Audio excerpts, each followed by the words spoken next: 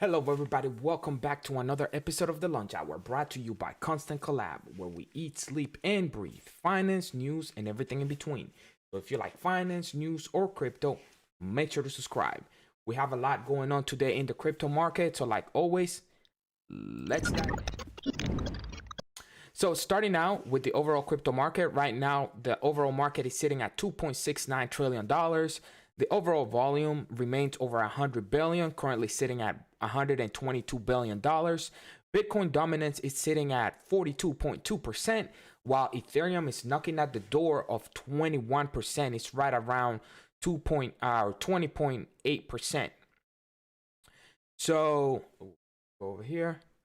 Bitcoin is up today almost 3%, 2.77%. It is green for the 7-day period. Finally, the current price is 58,656. Ethereum is right below $5,000. It's sitting at right at $4,700, up 3% for the day, 11% for the 7-day period. Solana continues to move up. Solana is sitting at 229, up almost 9% for the 24-hour period and 10.26% for the 7-day period.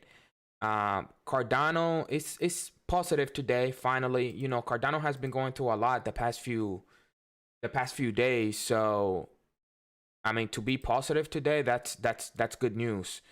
Let's see. Avalanche is up 4%. Luna is up almost 10%.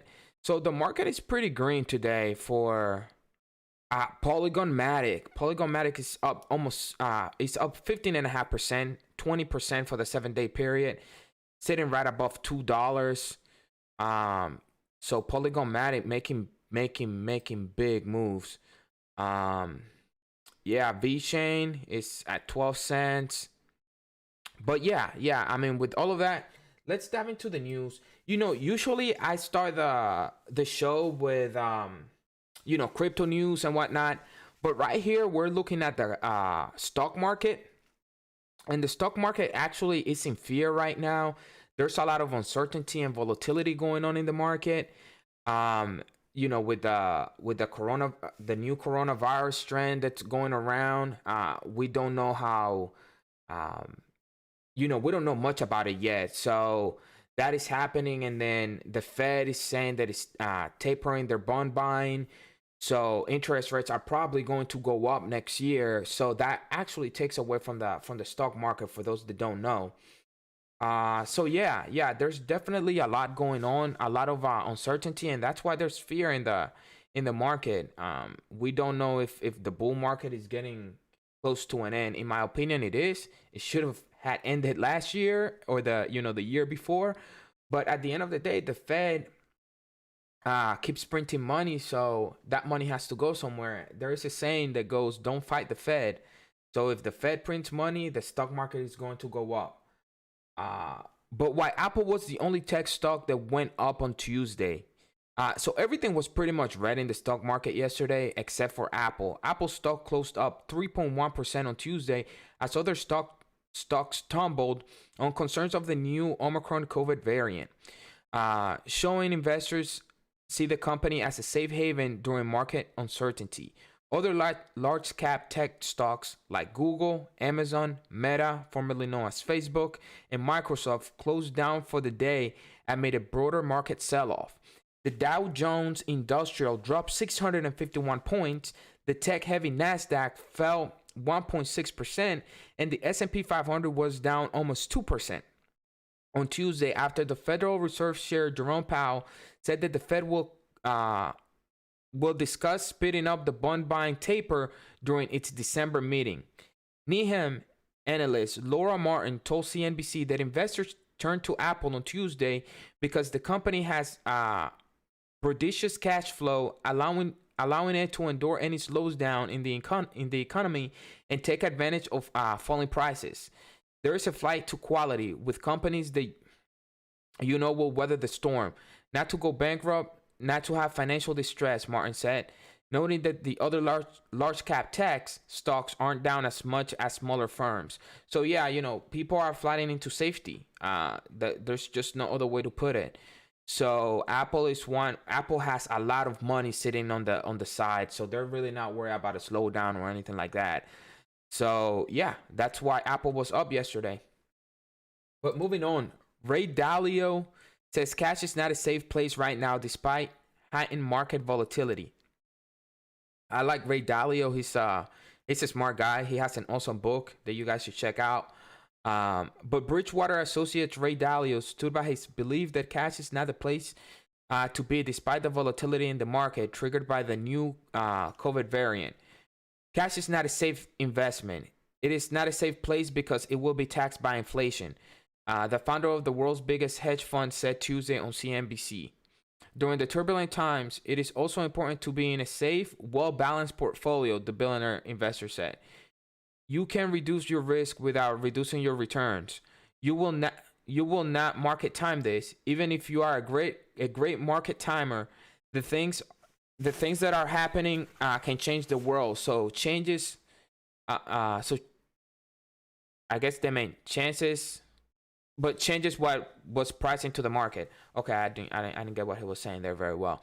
But yeah, I mean, at the end of the day, having a balanced portfolio at all times should be the way that we go about things. You know, at the end of the day, there is a lot of market volatility and a lot going on, so you want to be prepared for any downturn or anything like that, and having a well-balanced portfolio is the best way to do it. There's just no way around that. And cash is not a safe haven. I don't care what anybody says, cash is not a safe haven. The dollar right now, the dollar index is super strong. I think it's sitting at 95 or 96 DXY.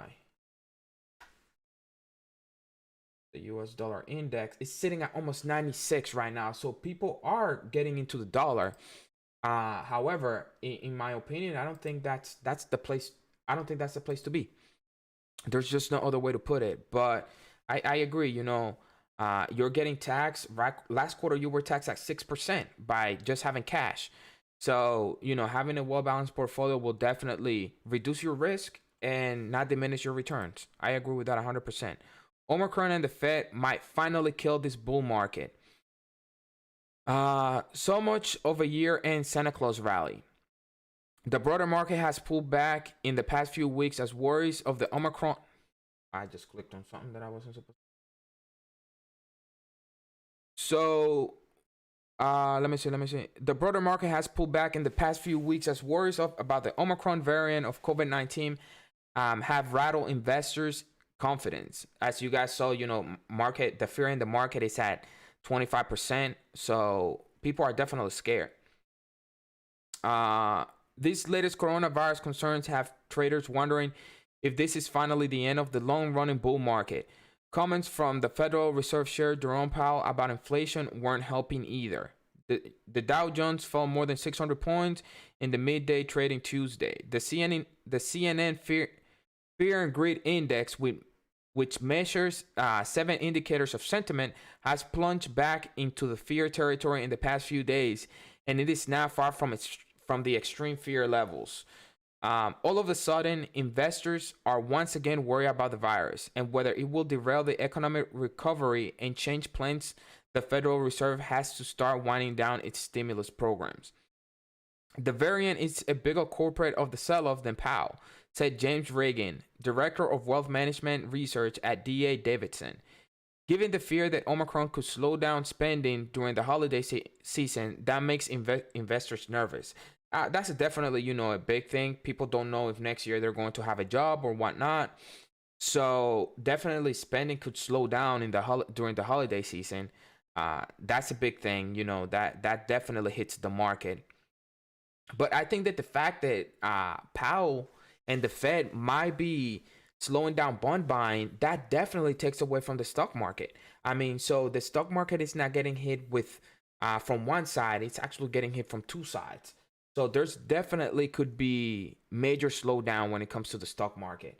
And who knows, some of that money might flow into crypto, or the crypto market might get hit just, you know, even worse than the stock market. So there's definitely a lot of uncertainty. Bitcoin in the cryptocurrency market, they've been holding out very well, especially today.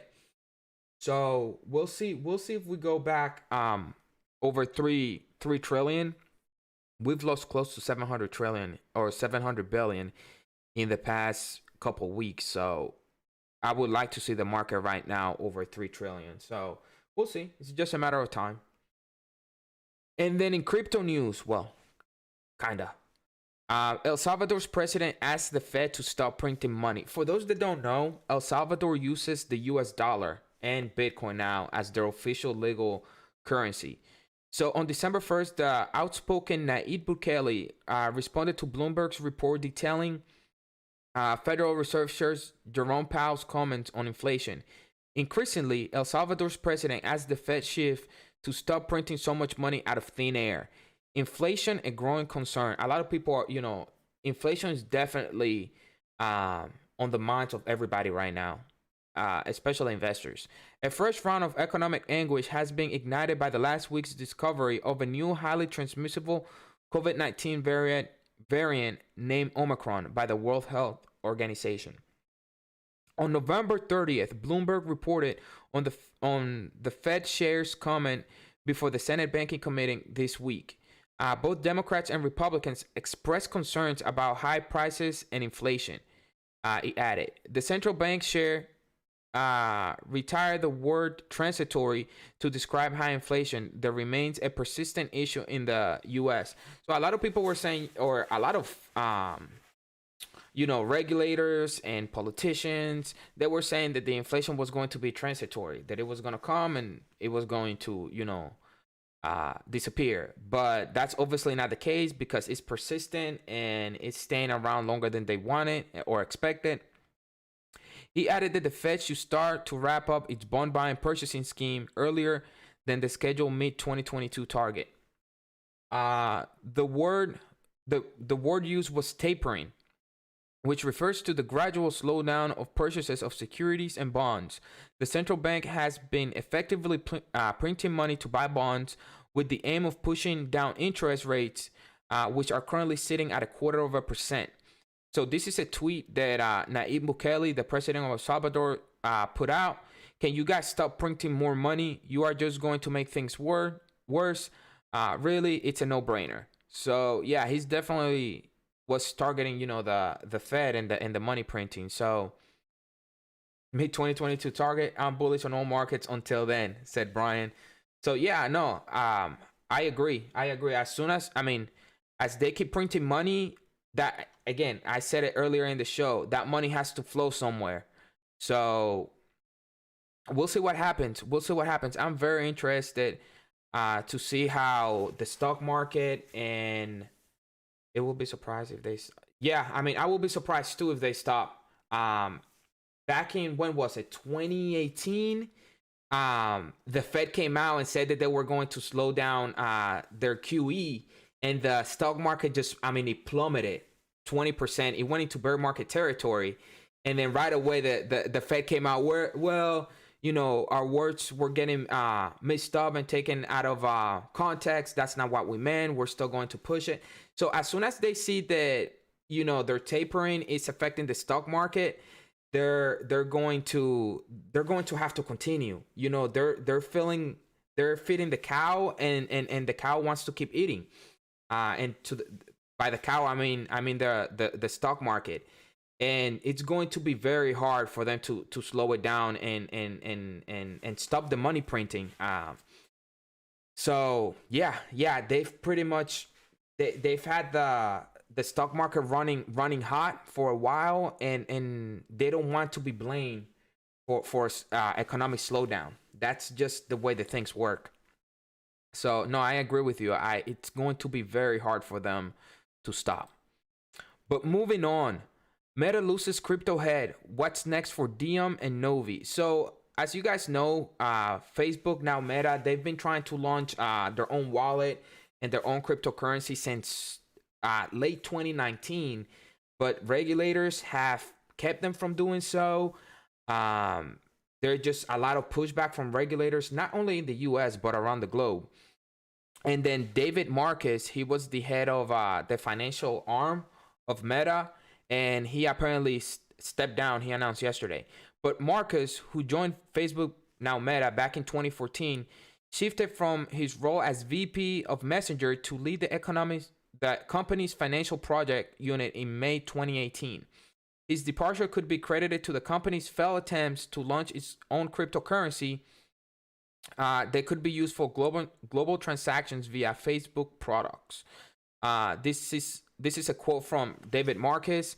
While there's still so much to do right on the heels of launching Novi, and I remain as passionate as ever about the need for change in our payment and financial systems, my entrepreneurial DNA has been nudging me for too many mornings in a row to continue ignoring it. So apparently, he's blaming it on the fact that he's just, I guess he's tired. He wants to retire. He wants to do something else. God only knows. But yeah, he's stepping down. But I mean, I agree with this report. Facebook has been hit with a lot of regulation and a lot of pushback from every government around the world. But projects like the Libra blockchain currently and the Calibra digital wallet were announced in June, actually mid 2019, under his leadership, and both were expected to go live in 2020. However, the company faced much resistance from lawmakers and regulators. The launch of the wallet, renamed Novi, did not receive the fanfare and warm reception as expected, as its pilot program only saw the light of day in the US and Guatemala. And I didn't even know that it was out. On top of that, the wallet only supported a single digital asset, the Paxos stablecoin, also known as the Paxo dollar. However, the biggest blow was Facebook's much controversial digital currency, renamed Diem, which is yet to be released to the public after facing stiff resistance from regulators. So yeah, I honestly don't know when they're going to launch their cryptocurrency. I don't know if it's ever going to happen. Facebook is just going through a lot of things, and they're obviously trying to hide in the new rebranding of their name. But regulators know at the end of the day that that's what they're trying to do. So they will continue to push back on this cryptocurrency that they're trying to launch. So yeah, I think that's one of the reasons why David Marcus stepped down, or a big reason at least. On other news, XRP and other top cryptocurrencies now accepted by Croatia's largest supermarket chain. Consum, the largest supermarket chain in Croatia that was founded all the way back in 1957, has started accepting cryptocurrencies in its online stores, according to a December 1st report.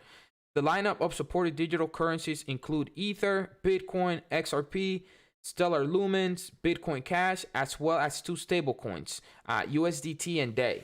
So yeah, there's really not much to say on this. There's, big adoption. So, big supermarket chain in Croatia accepting crypto. Cardano passes the 20 million transaction mark without a single outage in 4 years. When it comes to the total number of transactions, Cardano, ticker ADA, the sixth largest cryptocurrency by market value, has just reached a major milestone. Indeed, Cardano, the world's biggest proof-of-stake blockchain, has officially exceeded the milestone of 20 million transactions. Moreover, the fact that this was accomplished without a single day of outage on the Cardano network is quite remarkable. Recently, we reported that as of November 15th, the Cardano recorded twice as much transaction volume as Ethereum with 18.24 billion. A lot of people talk crap about Cardano, but they've never been down. They obviously have completed 20 million transactions with no issues. The largest proof of stake blockchain out there. So I just don't understand why people, still continue to hate on it. But I'm just going to leave that here. At the end of the day, the proof is in the pudding. So, yeah.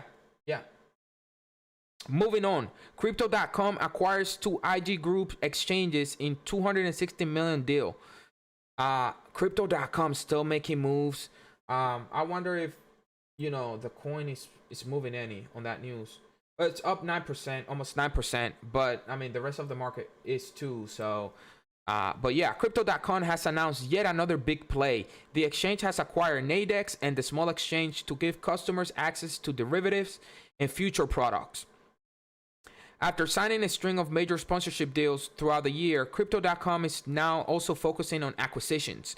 The fast rising crypto exchange announced it had bought the IG Group's North American Derivatives Exchange and the small exchange in a $260 million deal on Wednesday. That is today. The firm is hoping that the acquisition will give customers access to a range of derivatives and future products while expanding reach in the US. I wouldn't be surprised if in 2022 Crypto.com goes public on the NYSE. So Chris Marzalek, the co-founder and CEO of Crypto.com, said of the update. Our goal as a platform is to offer our customers a trusted, secure, and regulated platform with world-class tools to achieve financial independence. This proposed acquisition builds on that promise and will give our customers access to an entirely new set of financial tools to complement our current offerings. The North American Derivatives Exchange, otherwise known as NADEX, is a FTSE 250 firm with a market cap of around $4.3 billion. It offers instruments like binary options, call spreads, and touch bracket contracts. The small exchange, meanwhile, specializes in futures. It caters to a number of market participants, including market makers, trading firms, and hedge funds. The acquisition is expected to finalize in the first half of 2022, and the two companies will be recognized under the Crypto.com banner. So yeah, Crypto.com making moves. I'm honestly hoping that the price of Crow goes down, so I can stack up during the bear market, because Crow will be one to compete with. And then Putin warns cryptocurrencies carry risk, admits that they may have a future. I'm not going into depth, but during the VTB Capital Investment Forum, Russian Calling 2021, he just said, that like any regulator or any country's leader, he says that cryptocurrencies carry risk for investors. Russia's yet to approve it, and there's no legislation on the table for cryptocurrencies. But yeah, long story short, he says that they should keep an eye on it and see how things develop. That's pretty much what the article says. Coinbase acquires Unbound to bolster security. With the acquisition, Coinbase gains not only some of the world's most sophisticated cryptographic security experts, but also a presence in the rapidly growing technology hub that is Israel.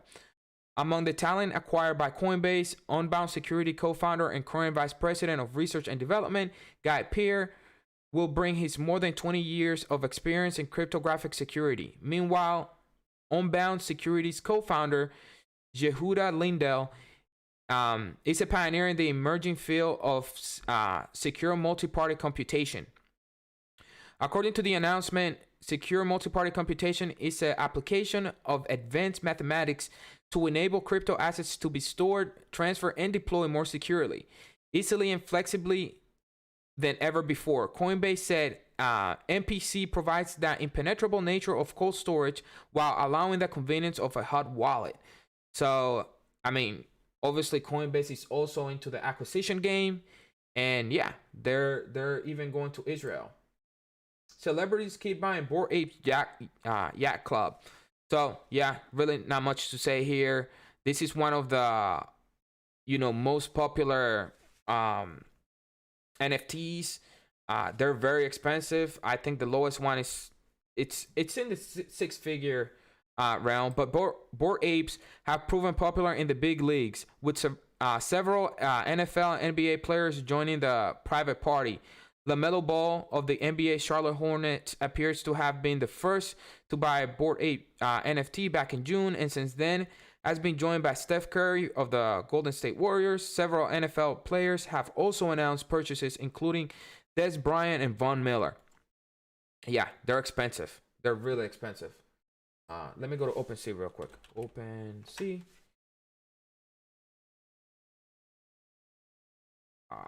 Bored Ape. Yeah. Oh. Right here. No, that's not it.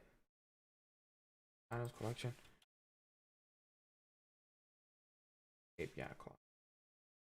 Let's see what they're going for right now. So, oh, bad. I don't know what this is. Is this a new one? Oh, there we go. 260,000. I mean, they're 473,000. They're like outrageously expensive. 184,000. So yeah, they're all in the six figures. So to find one less than 100,000, like, you should definitely question it, and definitely look on the on-chain data to see like if it actually is a Bored Ape. But moving on, Japanese politicians urge Tokyo to speed up CBDC efforts. Two prominent Japanese politician officials have said that developing a CBDC is a matter of national security for Japan, and efforts need to be accelerated in light of China's move to roll out its own next year. We must think about what could happen to Japan's national security if other countries move ahead on CBDC. Takajoki Kobayashi, I apologize for that, a minister of overseeing economic security, told Reuters Wednesday, Japan must speed things up if it's ready to issue a digital yen, and it should be ready to issue a digital yen anytime. The Bank of Japan became the first initial stages of creating a digital yen in April, with early targets for a launch in 2023. However, China's continuous effort with the ECNY seem to have spooked some of the officials in Tokyo, who thinks that it could take on the US dollar's hegemony. So yeah, long story short, they're afraid that, with China's CBDCs, it could definitely target and be a competitor to the US dollar. So they're afraid of it, and they're saying that they should launch their own. It should be ready to launch their own at any time. So yeah, OneInch network raises $175 million from Van Eck Alameda Research. The popular decentralized exchange OneInch network has raised $175 million in a Series B funding round. Some of the notable names participated in the event include Van Eck, Alameda Research, Gemini Frontier Fund, and the Tribe Capital. The press release seen by Crypto Potato reads that aside from the aforementioned names taking part in the funding round, Jane Street, Fenbushi Capital, Celsius, and Nexo were also involved, while Ember Group led the event. As so many new names have participated in the funding round, OneInch said it will lead to further decentralization of its ecosystem, making it more democratic by allowing everyone's votes to matter. The DeFi project explained that it plans to utilize the amount to expand its services and focus on traditional investors. In fact, OneInch aims to facilitate their entrance into the decentralized finance space by creating new protocols, additional utilities for the native cryptocurrency, and scaling up the contributor team. And then Fidelity reportedly launching a spot Bitcoin ETF in Canada. They've been trying to launch one in the US. Many agencies or financial institutions have been trying to launch a Bitcoin spot ETF, but the SEC is not letting them. So they're moving on to Canada. Really not much to say there. So yeah. And then that's it. Wow. That was the last article for the day. We announced yesterday they will be giving away an NFT. This is the Astronaut P. So only 1,000 of them were minted. All you have to do is subscribe to the YouTube channel. At 500 subscribers, we are going to be giving it away. So yeah, make sure to subscribe, share, and like this video. We're trying to get this, information out to everybody out there. And now you have a chance of winning an NFT. But yeah, thank you guys for tuning in. We appreciate it. We appreciate all the followers, the subscribers, the viewers. So yeah, catch you guys on the next one.